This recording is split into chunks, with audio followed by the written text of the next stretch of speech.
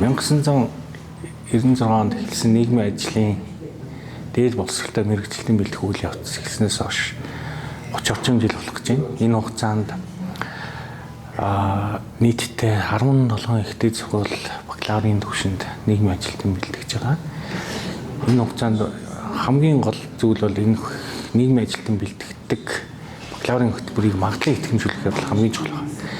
Ялангуяа энэ магадлан итгэмжлэх үйл явц бол нэгдүгээрт бол тухайн хөтөлбөрийн сургалтын агуулга хэр олон улсад хүлээн зөвшөөрөгдсөн байна, багшлах боловсон хүчин ямар байна, төгсөгчд маань ямар ур чадваруудыг эзэмших вэ гэдэг энэ асуудал байгаа.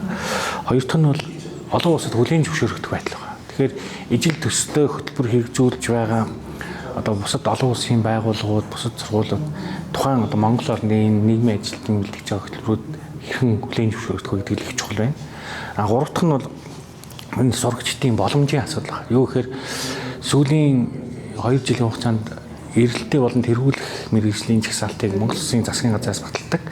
Энэ жагсаалтанд бол манай нийгмийн ажил хөтөлбөрөөр орсон. Тэгэхээр хөтөлбөрөө магадлан итгүүлүүлнэ гэдэг нь бол тухайн суралцагчдад маш их боломж гаргаж байгаа гэсэн ийм зүйл гаргаж байна. За дөрөв дэх нь бол хөдөлмөрийн зах зээлд ажиллах боломж. Тэгэхээр хөтөлбөрөө магадлан итгүүлсэн сургуулийн төгсөгч маань ажлын байран дээр хахад бол маш чухал юм аа гэдэг энэ асуудал бол ярьж байгаа.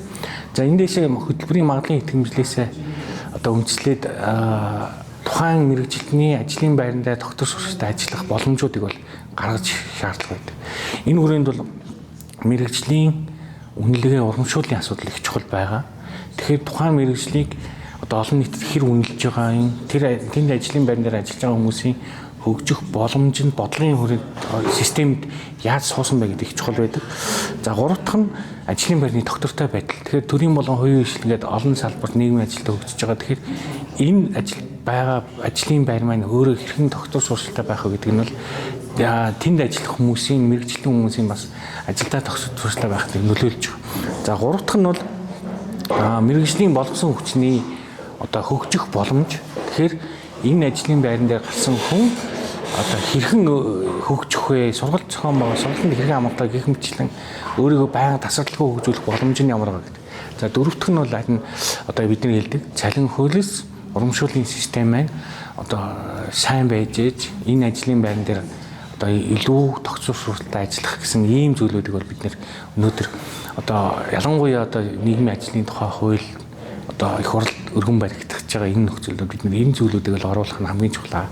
За энэний нүгрээнд бол одоо бид нэр ярьж байгаа нөгөө нийгмийн ажлыг нэг лицензиулах асуудал бол магадгүй магадлан итгэмжлэлийн сургуулийн төгсөгч за тэгээд энд одоо төгсөн хүн маань өөрөө мэргэжлийн хувьд, цалин хөлсний хувьд, ажлын байрны статусыг хэрхэн илүү өөрийгөө хөгжүүлэх вэ гэдэг боломжуудыг авч үздэгээрээ энэ одоо хууль бас энэ зүйл орох нь туйлын ач холбогдолтой гэж үзэж байгаа.